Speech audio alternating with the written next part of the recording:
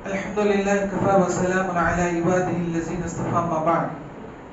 أعوذ بالله من الشيطان الرجيم. بسم الله الرحمن الرحيم. يا أيها الذين آمنوا لا تدخلوا بيوتا غير بيوتكم حتى تستأنسوا وتسلموا على أهلها ذلكم خير لكم لعلكم تذكرون.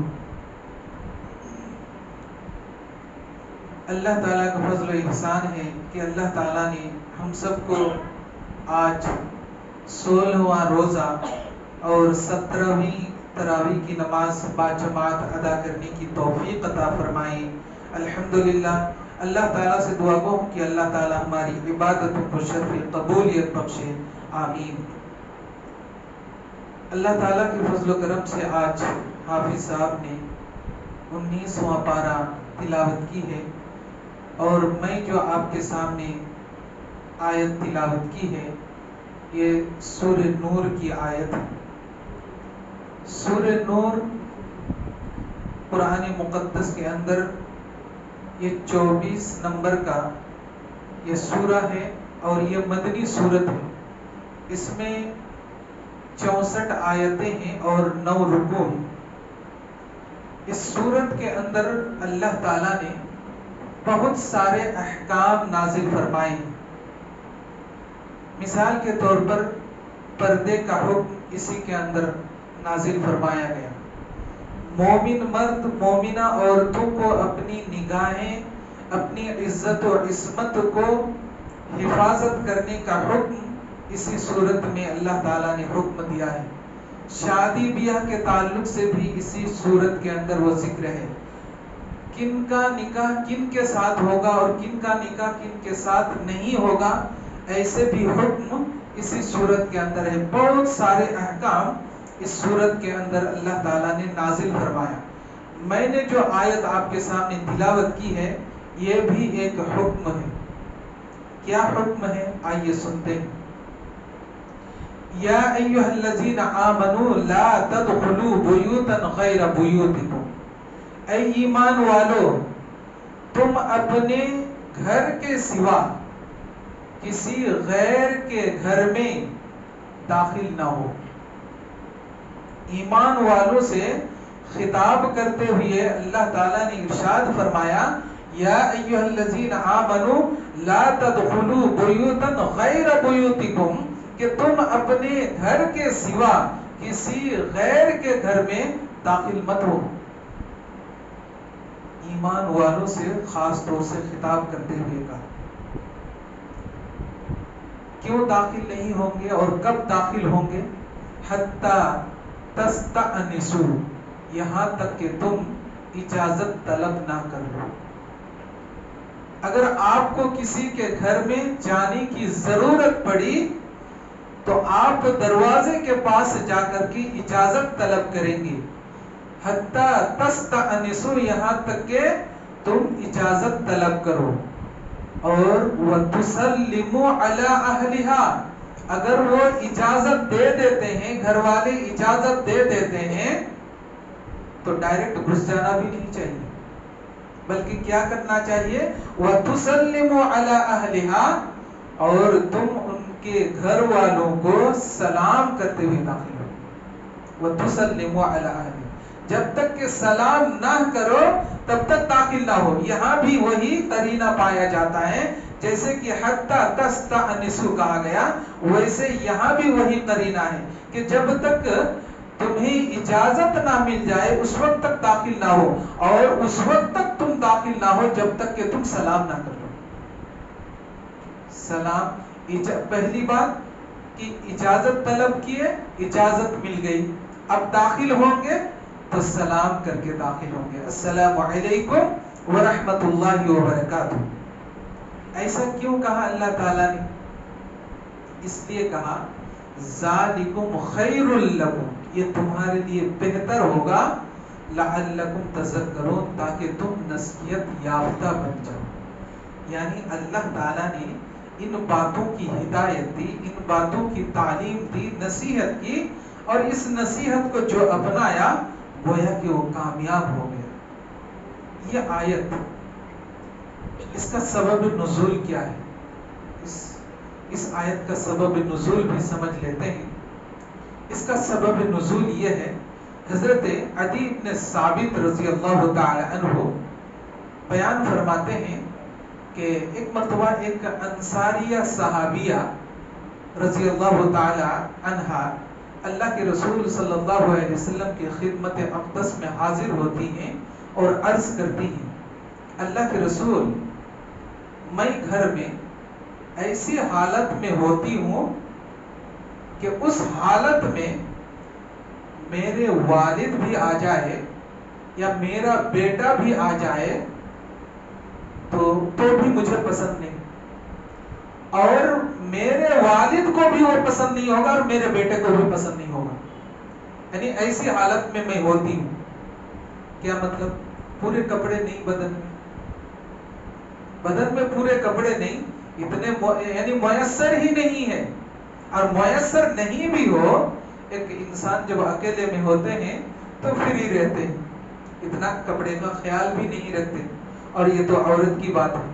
تو اس انصاریہ صحابیہ نے جب اللہ کے رسول صلی اللہ علیہ وسلم سے یہ عرض کی کہ میں اپنے گھر میں ہوتی ہوں اور میں ایسی حالت میں ہوتی ہوں کہ اس حالت میں میرے والد آ جائے یا میرا بیٹا بھی آ جائے تو وہ چیز مجھے پسند نہیں اور وہ لوگ بھی پسند نہیں کریں گے.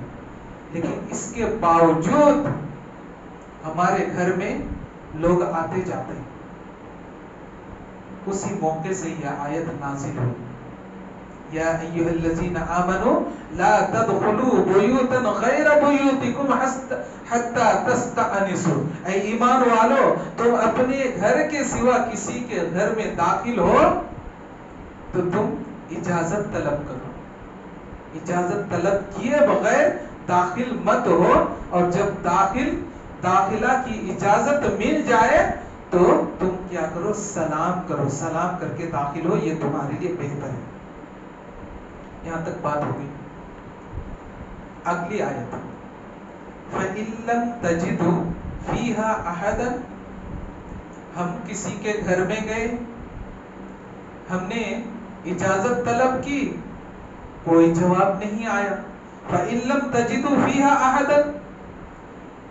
اگر تمہیں کوئی انسان نہیں ملے یا کوئی جواب نہیں ملے، فَإِن لَّمْ تَجِدُوا فِيهَا أَحَدًا، جس گھر میں گئے اس گھر میں کوئی انسان ملے نہیں، کوئی جواب ہی نہیں ملے، تو کیا کریں گے؟ اندر گھس کر کے دیکھیں گے ہے یا نہیں؟ نہیں. اگر جواب نہیں آتا ہے تو ایسا بھی کوشش نہیں کرنی چاہیے کہ چلو دروازہ کھول کر کے دیکھتا ہوں، یا تھوڑی سوراخ رہتے ہیں وہ سوراخ سے تھوڑا جھانک کر کے دیکھو ہے کہ نہیں اندر، کیوں نہیں جواب دیتے. ایسا بھی نہیں کرنا چاہیے. بلکہ کیا کہا اللہ تعالیٰ نے؟ فَلَا تَدْخُلُوهَا. اگر جواب نہیں آئے تو تم ایسے داخل مت ہو. فَلَا تَدْخُلُوهَا، داخل مت ہو. حَتَّى يُؤْذَنَ لَكُمْ، یہاں تک کہ تمہیں جب تک کہ اجازت نہ دے دے، جب تک اجازت نہ دے دے اس وقت تک تم داخل مت ہو. السلام علیکم، السلام علیکم، السلام علیکم، 3 مرتبہ آپ نے سلام کیا، سلام کا جواب نہیں آیا، تو اب آپ کوشش نہ کریں کہ چلو دروازہ کھول کے دیکھو ہے کہ نہیں، انسان ہی نہیں ہے کیا، جواب ہی نہیں آتا ہے. تو ایسا داخلہ منع ہے، دروازہ کھول کے دیکھنا بھی منع ہے، جھانکنا بھی منع ہے. حَتَّى يُؤْذَنَ لَكُمْ، یہاں تک کہ آپ کو اجازت مل جائے تو داخل ہو، یا اجازت نہیں ملے تو داخل نہ ہو. وَإِنْ قِيلَ لَكُمْ ارْجِعُوا، اور اگر گھر والے آپ کو یوں کہہ رہے ہیں، وَإِنْ قِيلَ لَكُمْ، اگر آپ سے یوں کہا جائے کہ ارْجِعُوا، تم واپس چلے جاؤ، واپس چلے جاؤ، تو فَارْجِعُوا، آپ واپس ہو جائیں. وہاں زبردستی کرنے کی ضرورت نہیں ہے، کیونکہ گھر میں مرد نہیں ہے، عورت ہے. عورت اگر آپ کو یوں جواب دے رہی ہے کہ آپ واپس ہو جائیے، گھر میں نہیں ہے، تو آپ کو واپس ہو جانا چاہیے. اب یہاں پر ایک نقطہ نظر، اگر گھر میں صرف عورت ہے اور مرد کسی کام سے گئے ہیں، ان کے شوہر سے ملنے کے لیے گئے ہیں، کام سے گئے ہیں، نہیں ہے مرد، تو اس عورت کو بھی چاہیے کہ جواب جو دے تو ایسی نزاکت سے نہ دے کہ ان کے دل میں گھر بس جائے۔ آج کل کیا ہوتا ہے، یعنی ہر بات بات پر ہنسی، اچھا یہ ہمارے گھر میں نہیں، آپ چلے جائیے، اس طرح کی نزاکت اور نخرے سے جواب نہیں دینا چاہیے، بلکہ اسی صورت کے اندر یہ بھی کہا گیا اتنی نزاکت بھری الفاظ سے بھی نہیں کہنا چاہیے اور اتنی تیکھے جملے سے بھی نہیں کہنا چاہیے۔ اگر تیکھے جملے سے جی کون ہے تم، جی چلو نکلو یہاں سے، ایسے بھی پھٹکارنا بھی منع ہے، کیونکہ اگر ایسی پھٹکار دیں گے تو وہ انسان سوچیں گے کتنے بد اخلاق عورت ہے، اس کو بولنے کا بھی تمیز نہیں ہے، وہ جا کر کے دوسرے کے سامنے باتیں کریں گے۔ اس لیے ایسے تیکھے الفاظ سے بھی کہنا منع ہے اور نزاکت بھرے الفاظ سے بھی کہنا منع ہے، درمیانی الفاظ سے کہنے کا حکم دیا گیا ہے۔ تو اگر عورت کہے کہ ارجعو، تو تم لوٹ جاؤ، تو اسے چاہیے کہ لوٹ جائے۔ کیوں؟ اس لیے کہ ہوا ازکا لکم، تمہارے لیے یہ پاکیزگی ہے، تمہارے لیے یہ پاکیزگی ہے۔ کیا مطلب؟ آپ گئے تھے شوہر سے، ان کے شوہر سے ملنے کے لیے، شوہر نہیں ہے اور آپ دروازہ کھول کر اندر چلے گئے، بات کر رہے ہیں عورت سے، اسی درمیان ان کے شوہر آ جائے، ان کے دل میں گمان ہوگا یا نہیں ہوگا؟ گمان ہوگا، گمان پیدا ہو جائے گا، آپ ان کے نظر میں چڑھ جائیں گے اور ان کی بیوی بھی ان کی نظر میں چڑھ جائے گی، اور وہاں سے بیماری کا ایک راستہ نکل جائے گا۔ اس لیے اللہ تعالیٰ نے ایسی چیزوں سے منع فرمایا ہے اور اسی لیے کہا ہے ہوا ازکا لکم، یہ تمہارے لیے پاکیزگی کا ذریعہ ہے، یہ تمہارے لیے پاکیزگی ہے۔ اگر تمہیں عورت کہتی ہے کہ واپس چل جاؤ تو واپس ہو جاؤ، وہاں زیادہ بات کرنے کی کوشش مت کرو۔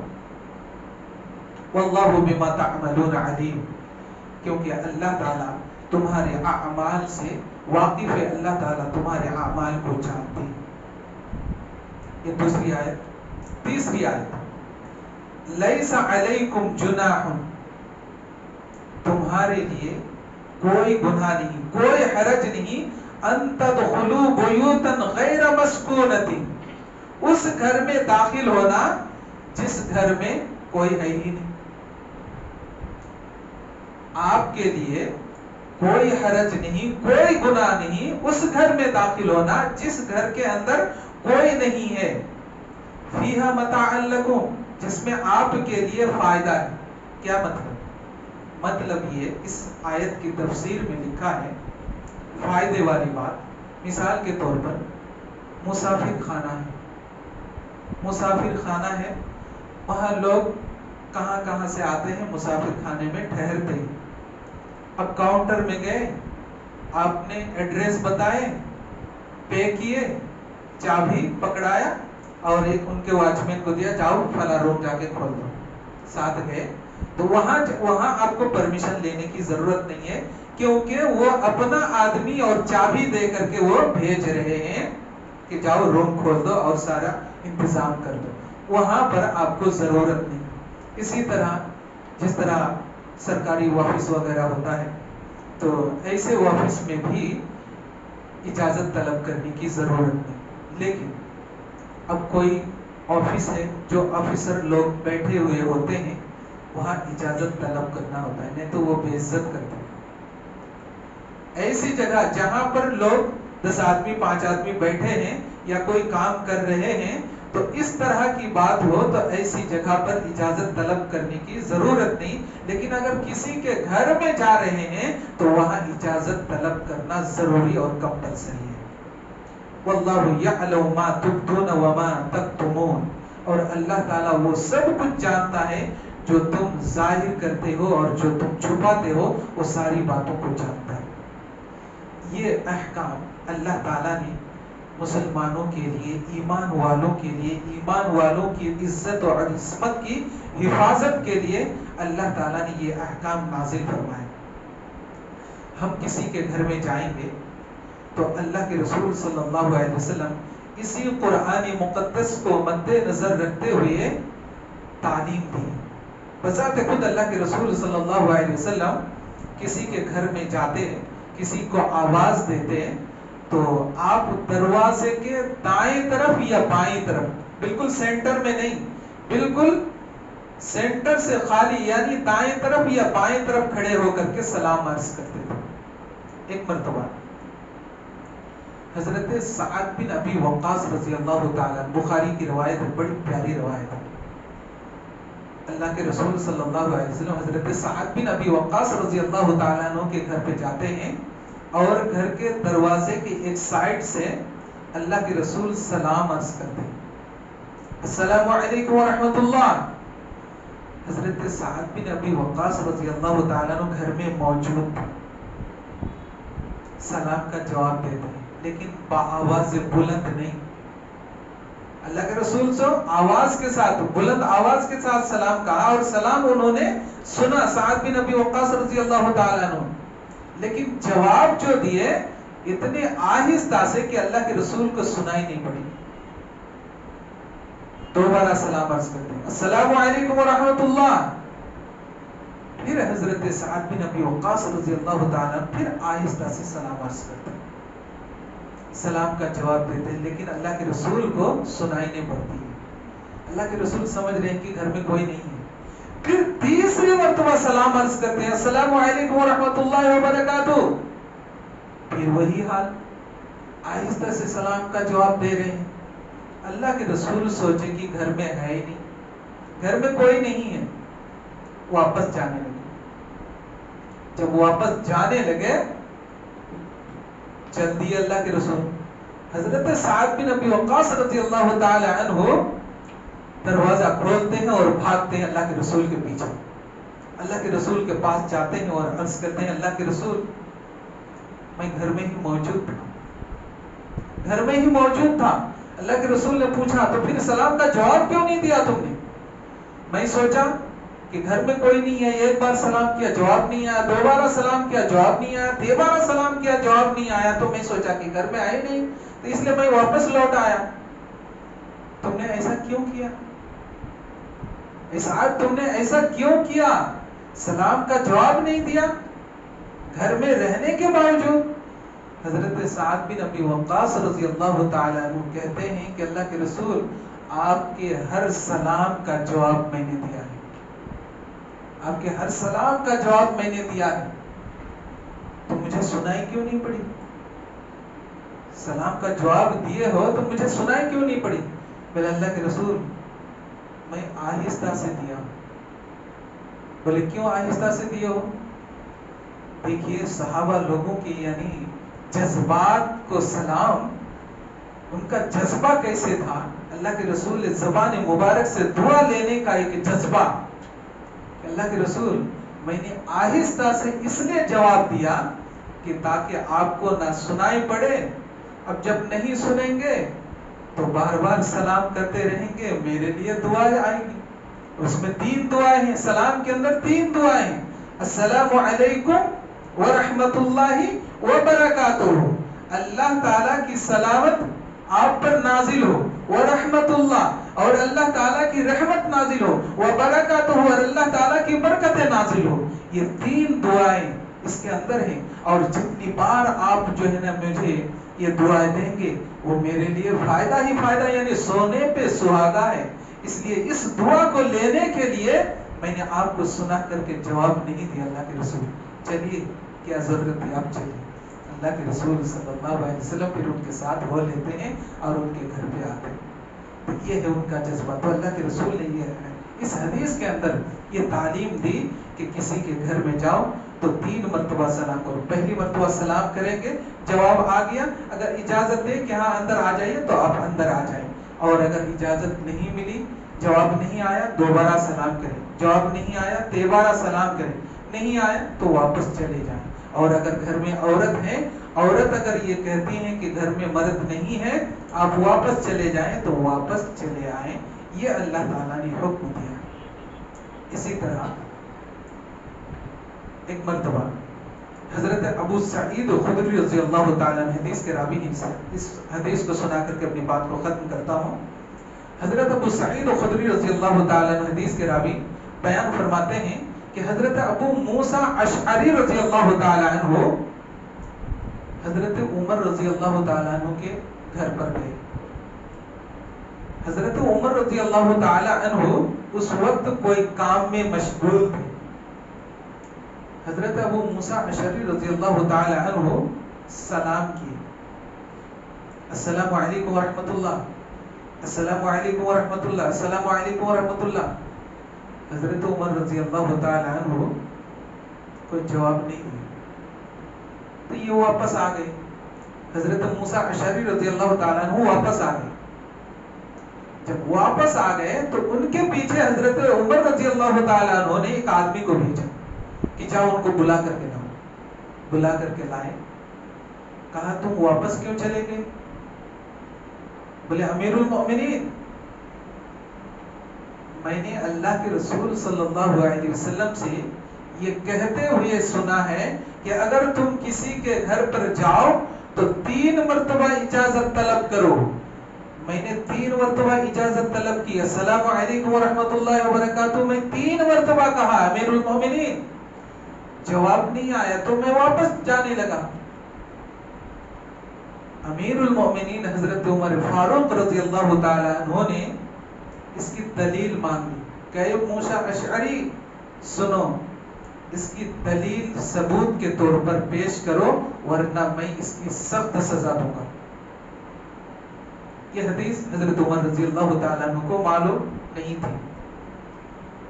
حضرت ابو موسیٰ اشعری رضی اللہ تعالیٰ عنہ وہاں سے دلیل، اس کی گواہ پیش کرنے کے لیے امیر المؤمنین کے دربار سے نکل کر آتے ہیں. راستے میں ایک مجلس لگی ہوئی ہوتی ہے، اس مجلس میں بہت سارے صحابہ اکرام ہیں اور اسی مجلس میں ابی بن کعب رضی اللہ تعالیٰ عنہ اسی مجلس میں تھے.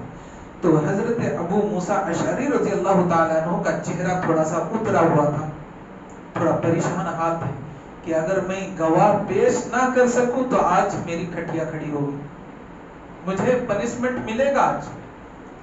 تو جا کر کے اس مجلس میں کہا کہ اس حدیث کے تعلق سے کسی کو علم ہے، کسی نے اللہ کے رسول سے سنی ہے تو اس کی گواہی پیش کرے. حضرت ابی بن کعب رضی اللہ تعالیٰ عنہ کہتے ہیں کہ اس مجلس میں سب سے چھوٹی عمر کا میں ہی تھا.